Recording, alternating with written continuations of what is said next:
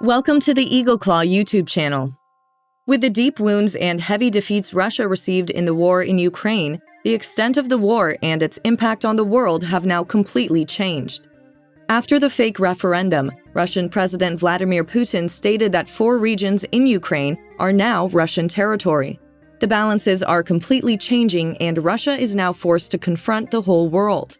These contradictory moves of the Russian army, which lost the war in Ukraine, now think that Putin is risking everything. At this point, it shouldn't be interesting to see him put all his cards on the table. For this reason, Putin seems to have accelerated his military organizations, not only in Ukraine but also all over the world. The deep effects of the war between Ukraine and Russia are not limited to Europe. The targets of Russian President Vladimir Putin's unprovoked aggression are the borders of Europe, Asia, and the Middle East, and even the US. Putin and his allies like him are trying to make many risky moves that threaten world peace, especially in order to reduce the influence of the US. The aggressiveness of the Russians has no limits, and they begin to swim in dangerous waters. While tensions were high in Europe, the Baltics, and the Middle East, the appearance of Russian and Chinese warships and submarines on the US coast a few days ago alarmed the US Navy. Recent reports by the U.S. Navy indicated that Russian and Chinese Navy ships were seen less than 100 miles off the U.S. coast. A group of Russian and Chinese warships has been detected in the Bering Sea, several dozen miles off an Alaskan island, the U.S. Coast Guard said in a statement, confirming Moscow and Beijing's second joint patrol in 12 months. Recently, this patrol seems to mean that Putin is intimidating the United States. War experts believe that Putin's move against the U.S. is to block aid to Ukraine. It's reported that Russian nuclear submarines have also been seen alongside Russian and Chinese warships. The sighting of 3 Russian submarines in the region brings to mind recent threats of Putin.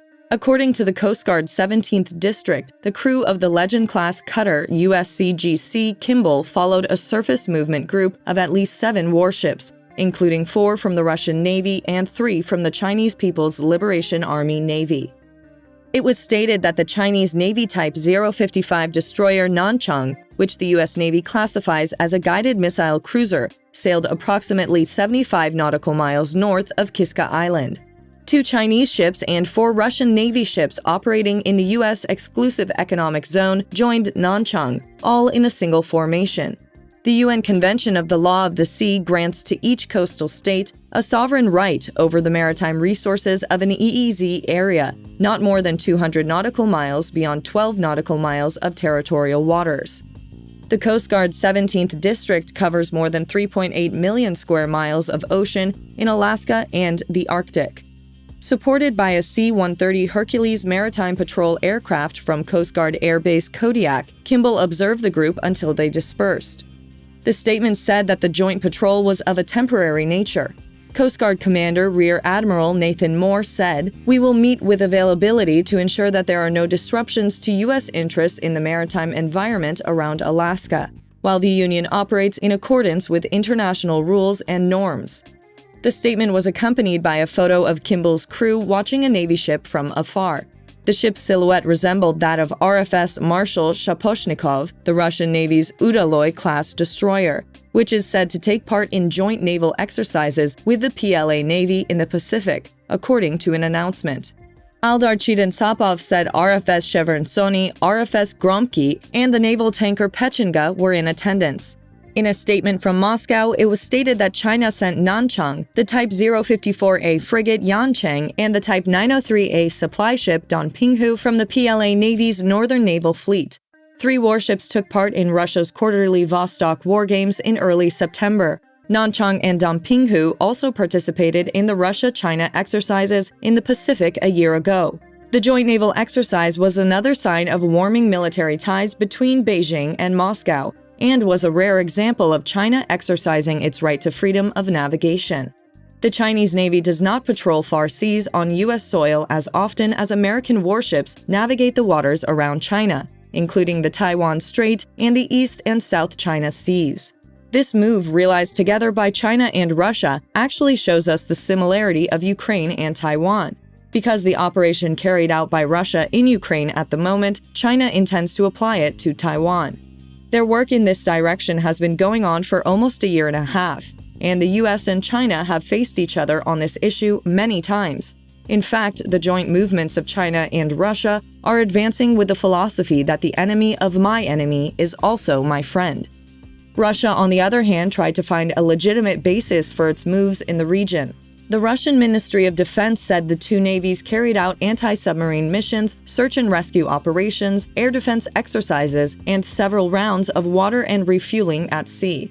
Russian and Chinese warships have traveled more than 3,000 nautical miles in the past 12 days and continue their patrols, the Russian news agency said in a statement. Let's examine the details of the event a little more. The Chinese and Russian formation comes a month after NATO Security General Jens Stoltenberg warned of China's interest in the Arctic and Russia's military buildup there. Stoltenberg said that Russia has established a new Arctic command and opened hundreds of new and former Soviet-era Arctic military sites, including deepwater ports and airfields. China has declared itself a state close to the Arctic and has said it plans to build the world's largest icebreaker. Stoltenberg said Beijing and Moscow also pledged to intensify practical cooperation in the Arctic. This forms part of a deepening strategic partnership that challenges the alliance's values and interests. Zhou Chenming, a researcher at the Beijing-based Yuanwang Military Science and Technology Organization, said the Russian and Chinese navies appear to be conducting a so-called freedom of navigation operation that the American Navy is conducting around the world. We also need to go into detail of the ships we just mentioned. The 4,500-ton Kimball cutter is much smaller than the 11,000-ton Chinese destroyer Nanchang, as well as the 6,200-ton Russian frigate Marshal Shaposhnikov, both in the group according to early reports. Zhou Chenming said that this is the right practice to avoid any misjudgment or misunderstanding. The Chinese guided missile frigate Yancheng and the Donpinghu supply ship are also reportedly part of the joint operation, which is said to include 3 Russian corvettes and a tanker.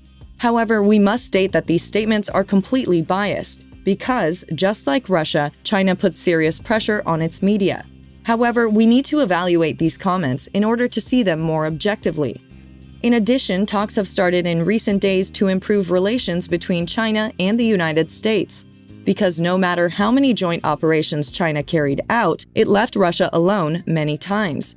For this reason, this initiative of the US may work.